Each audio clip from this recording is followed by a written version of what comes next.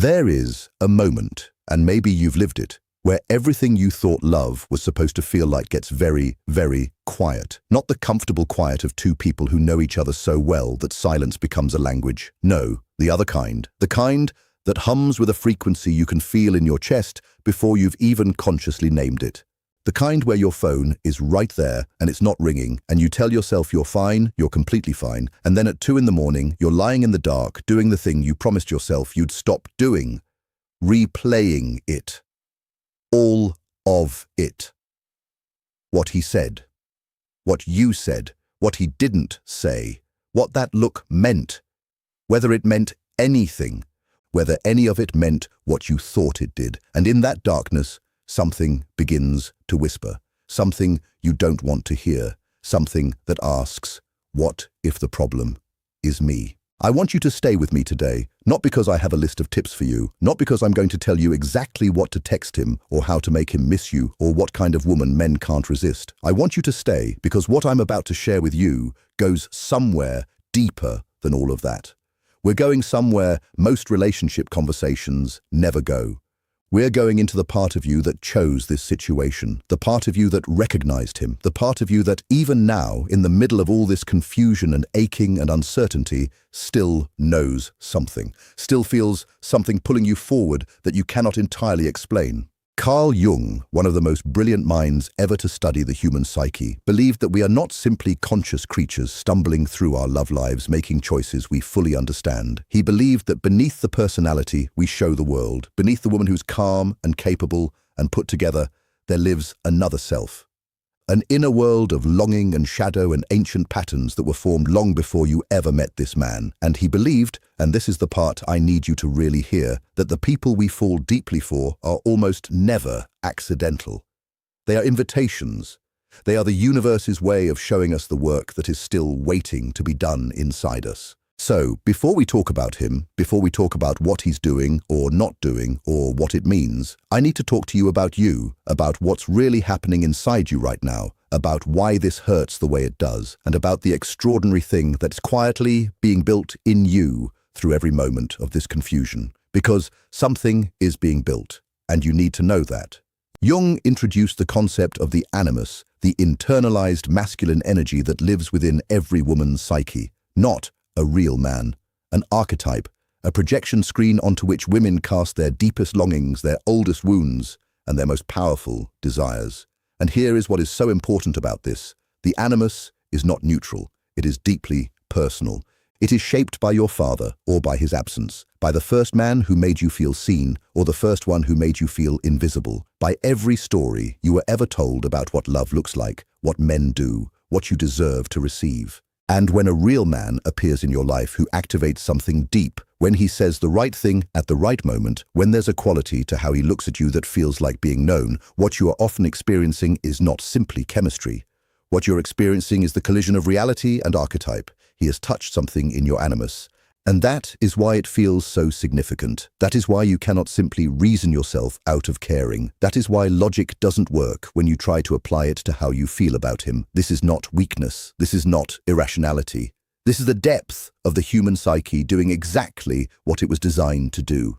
But, and this is the part that will change things for you if you let it, the animus is not always a guide. Sometimes it is a teacher. Sometimes the man who activates your deepest longing is not the man who is meant to stay. Sometimes he is the man who is meant to show you what is still unhealed in you, who is meant to bring a particular wound to the surface so that you can finally look at it directly instead of carrying it quietly in the background of every relationship you'll ever have. And right now, in this moment of silence and confusion and that specific aching kind of waiting, you are being invited to look. The question is whether you're willing to see what's actually there. Let me tell you about a woman. I'll call her Eleanor, though her name doesn't matter because her story belongs to so many women I know, and perhaps to you. Eleanor grew up in a house where love was inconsistent, not cruel, not absent in the dramatic way that makes it easy to identify the damage. Inconsistent in the quieter, more confusing way, where warmth was real but unpredictable, where she learned very early that love was something you had to earn through your behavior, something that could be there one day and slightly withdrawn the next, something that required her constant monitoring to maintain. She Didn't know she learned this. Nobody tells a child, you are now forming a template for what love feels like. It just happens. In the nervous system. In the body. In the part of the brain that is responsible for survival, not reasoning.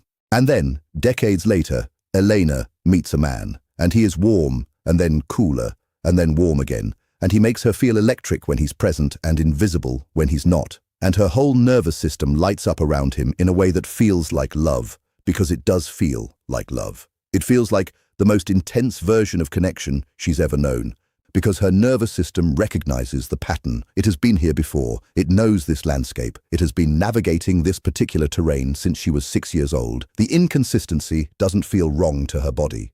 It feels like home. And so she works for it. She tries harder. She monitors. She reads the messages 3 times. She adjusts herself, softens her needs, quiets her voice.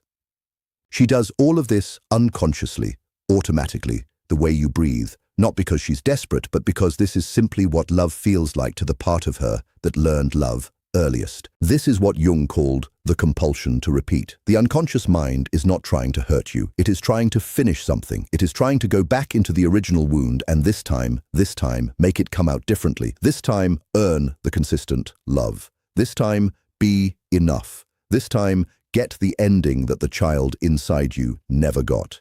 And I want to be very gentle with you as I say this, because I know how tender this territory is. You cannot heal a childhood wound with a romantic relationship. You can illuminate it. You can become aware of it. You can use the clarity of your own reaction to understand yourself more fully than you ever have. But you cannot send him the right text, behave in the right way, become the right version of yourself, and finally resolve a wound that was formed before you knew what a text message was. That wound needs something different. It needs you. It needs you to turn toward it with the same warmth and attention you've been pouring toward him, to look at the little girl inside you who learned to earn love and tell her, finally, directly, without flinching, that she doesn't have to earn it anymore, that she is not a performance, that she is not an audition, that she is not the sum of what any man thinks of her on any given Tuesday. She is already whole, and I know that might sound like a soft thing to say in the middle of something that feels this sharp, but I want you to understand that the realization I'm pointing you toward, the recognition that your worth is not a variable that changes based on his silence, is one of the most radical, most powerful psychological shifts a woman can make in her emotional life. Because when that shift happens, when it happens not just intellectually, but in your body, in your nervous system, in the part of you that responds before you've had time to think, everything changes. Not because he suddenly becomes different, but because you do. Now I need to talk to you about something that lives in the shadow of every intense romantic connection, something Jung called the shadow self, the collection of everything we've been taught to hide, to suppress, to pretend we don't feel. For women, the shadow often holds the things we were told were too much, too needy, too emotional, too intense, too demanding, too sensitive. The parts of us that got quieted early because expressing them created problems. Because that the adults around us couldn't hold that much feeling, and so we learned to hold it ourselves, alone, in silence. And here's the strange and exquisite thing about the shadow. It doesn't stay silent forever. It finds expression. It finds its way out, often in our most intimate relationships, often in the moments we feel most vulnerable. And frequently, it finds its way out in the form of the very fear we are most trying to avoid. The woman who is most afraid of abandonment will often, without realizing it, behave in ways that push people away, not because she wants them to leave, God, no, but because the shadow is running a program that says, if I show how much I want this, I will lose it. And so, better to create the distance on my own terms than to be surprised by it. Better to test whether he'll stay than to trust and be devastated. This is not pathology. This is a nervous system trying to protect a woman who got hurt. But the protection is also a prison. And when I say that something is happening right now, something significant, something that matters, what I mean is this: the discomfort you are sitting in right now is not punishment. It is invitation.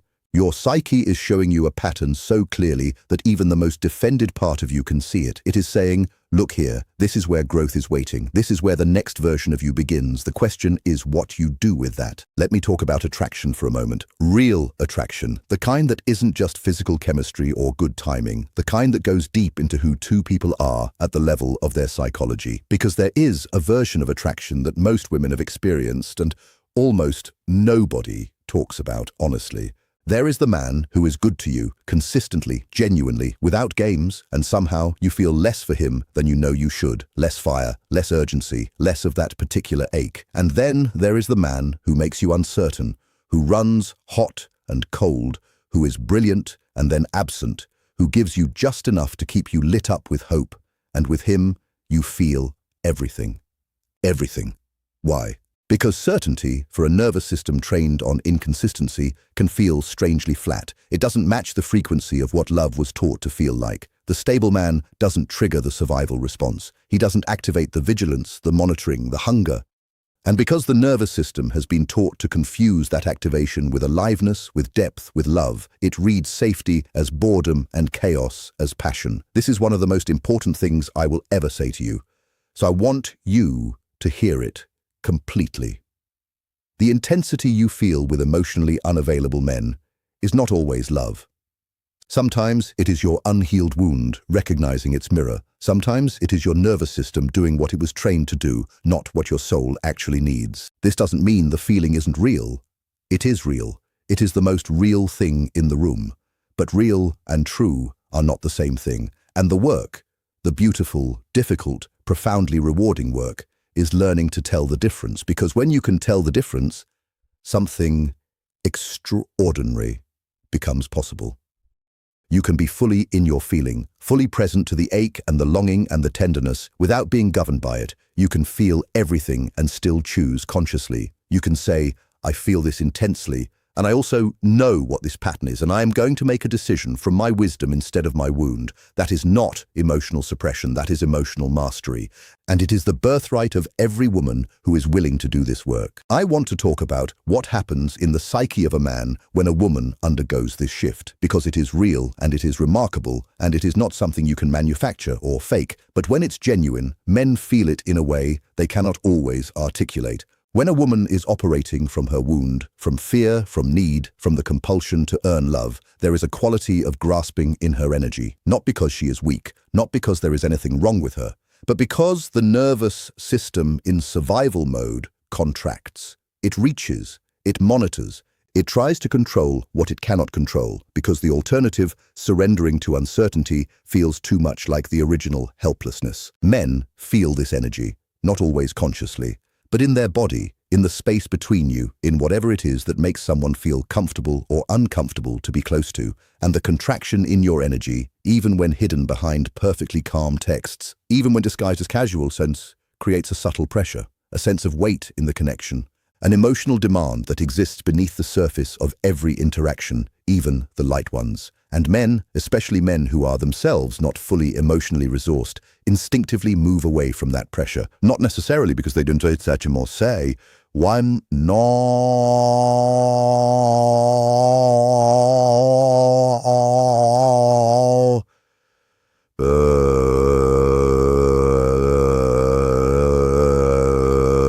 Because the pressure triggers their own inadequacy, their own fear that they cannot be enough, that whatever they give will not be sufficient, and it is easier to create distance than to sit with that fear directly. Now, what happens when she shifts? When a woman moves from fear into groundedness, when she genuinely, in her body, arrives at the place where she knows her own worth without needing him to confirm it, the energy changes completely. The contraction opens, the reaching stops. She becomes, in the most literal, psychological sense, a different, energetic presence.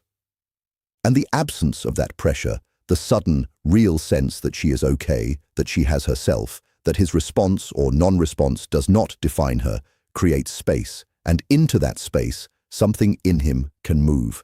This is why women who have done the inner work don't have to chase, not because they've learned the strategy of not chasing, but because they genuinely don't need to.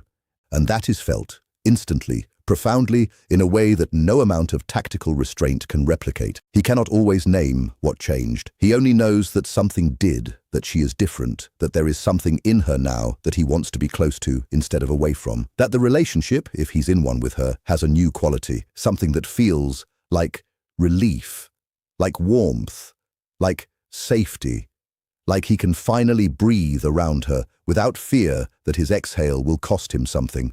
And here is the most important thing of all. By the time she has arrived at that place, she no longer needs him to come back to feel whole. Whether he does or doesn't, she has found something that belongs only to her. And that is the only foundation worth building anything on.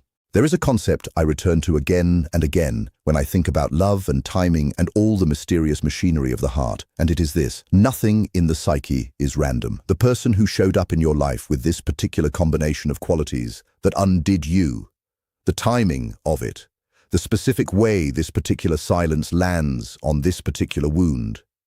Jung would say, this is not coincidence. This is the psyche arranging the exact experience needed for the next stage of your becoming. You are not a passive participant in the story of your love life. You are not simply waiting to find out what he decides. You are the author.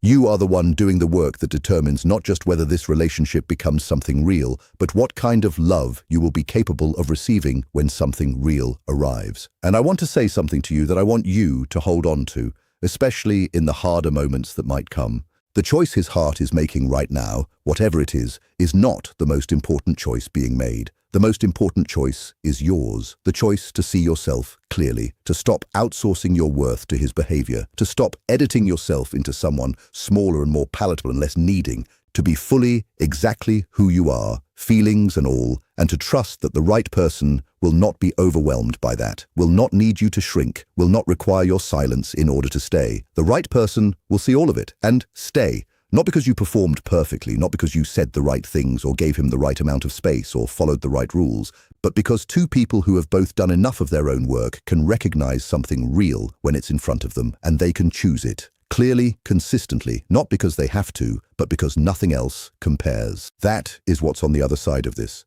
That is what this discomfort is building you toward. And I want you to leave here today with one thing, one question that I want you to carry with you, not to answer in a rush, but to live with gently, to let it move through you over the coming days. Who am I becoming through this? Not what is he going to do? Not what does his silence mean?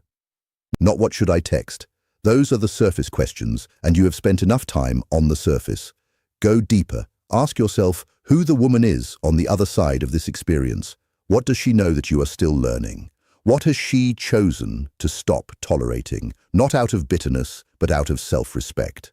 What does she understand about love that the woman you were 6 months ago, a year ago, did not yet understand? She is already inside you. She has been taking shape through every moment of this, through the nights you chose to feel instead of numb, through the moments you caught yourself and said, wait, is this actually what I want? Through the slow, private, uncelebrated work of beginning to understand your own patterns. She is not far away. She is one decision at a time. And the most powerful thing his heart can do, whatever choice it makes, is show you that. If something in this reached you today, if there was a moment where something clicked into place, where you felt recognized in a way you haven't been before, so you lay.